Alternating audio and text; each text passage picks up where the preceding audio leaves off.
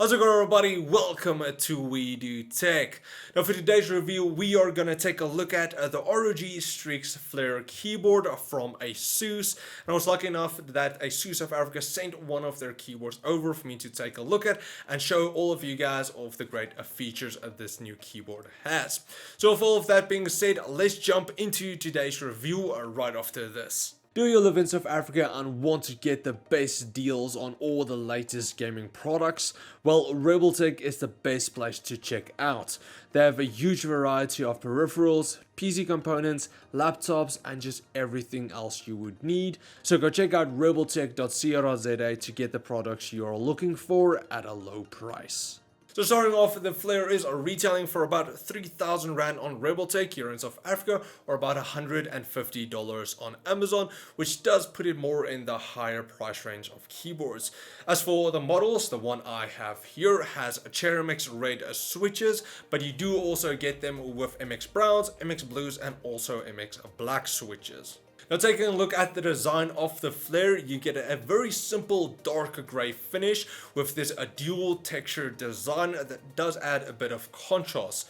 As for durability, the body is made out of plastic that does feel nice and sleek, but you do however get a bit of plastic squeaky sound when lifting it up from the sides. It's not overly loud, but for the price tag I did want to mention it. However, that does not mean it really impacts the durability. The Flare is somewhat more on the heavy side, but it does feel very sturdy with minimum flex to it. The Flare also comes with an included palm rest, which is always an extremely nice addition, and also it does have that same smooth plastic style as the rest of the keyboard. The palm rest also just hooks underneath the keyboard, which makes it very easy to take on and off, but also because of this it can unhook very easily as well.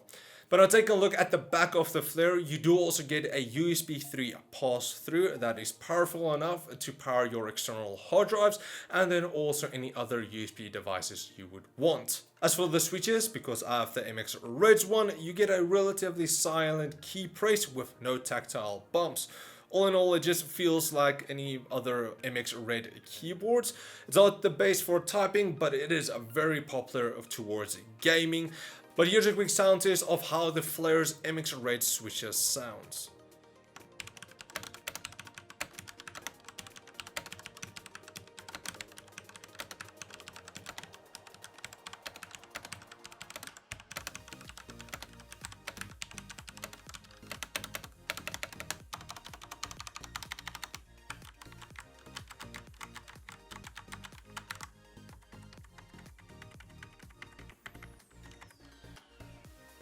As for the keycaps, they are double shot injected to prevent any fading and also allows the backlight to shine through nice and clearly. Just one thing that I didn't really like was that the Republic of Gamers engraving on the side of the spacebar didn't let any light through, which would have been cool if it was able to do so like the rest of the keycaps. Now then, as for the RGB, the Flare has some very nice extra features. Not only does it have per key RGB backlighting with a white underplay to help illuminate the light even more, it also has a transparent badge in the top right corner that of course is also RGB backlit. The standard one already has the ROG I engraved on it, but you do also get a clear one that you are able to add your own custom design for more of a personal touch. But not only that, when looking from the sides or underneath the keyboard, you see an extra pair of lighting zones on the sides that adds a really nice RGB underglow on your desk. We are seeing more and more keyboards that is adding this underglow feature, which I honestly do like. But as for controlling the backlight, you are either able to do it on the keyboard itself or in the software, which does have a ton more customization options. But on the keyboard itself, you can change the effects, the colors, and the brightness to fit what you want. As for some secondary functions, you are able to locate these with the engravings being on the side of the keycaps. except for the F keys for some reason. Those ones are at the top, just below the standard ones. Don't know why that was, but the functions you get are repeat rate, profile selection, on-the-fly macro recording, and controls for the backlight effects and color adjustments.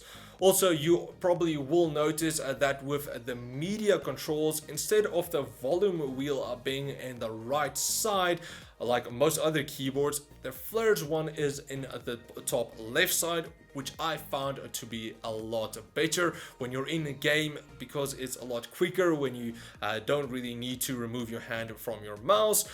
When you want to adjust anything, you can just put your hand right up there.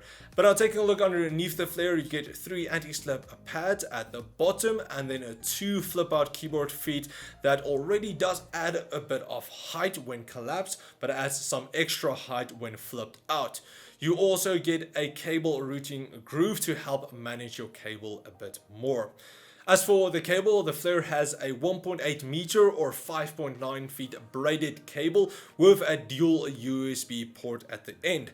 One for the keyboard itself and the other for the USB 3 pass-through. Now moving on to the software, you will need to go download ASUS ROG Armory software, which allows you to create and edit profiles, assign different commands to each of the keys, like media controls, and then also you can create and assign your own custom macros. The last tab allows you also to see the stats of your keyboards for some more information when gaming. Then as for the lighting, you can select any of the 11 different lighting effects, and you do also have a bunch of controls like your color, your brightness, your direction, your duration, and then also your color levels. So you do have a ton of customizations options for your lighting. So now finally, in conclusion, the STRIX Flare is a great keyboard with a bunch of features and enough RGB to satisfy even the most heavy RGB addicts like myself. Gaming on the Flare was great with a fast and responsive key presses. For typing, it wasn't the greatest because, again, reds isn't that great for typing, but you do also get the MX Blues and the Browns, which will help solve that issue if that is more of your primary focus. Now, it is a bit more on the expensive side, which won't be for everybody, but if you are a die-hard ASUS fan, then price doesn't really matter for you, especially if you just want that complete ROG setup. And also, just to add, if you are a PS4 gamer and you want to get a bit of a taste of the PC master race, the Flare also works on a PlayStation 4, so you can get some of that more powerful controls if you wanted to. So that's pretty much it for my review of the ROG STRIX Flare from ASUS. Big thanks to ASUS of Africa for sending it over for review. And if you guys want to get the Flare for yourself, just follow links in the video description where you can get it on RebelTech if you live in South Africa, or Amazon if you live overseas somewhere. But if you guys enjoyed this video, please give it a like, share, comment, like always, and then I will definitely check you guys in the next review. So thanks for watching, guys, and I will check all of you next time. Cheers, guys.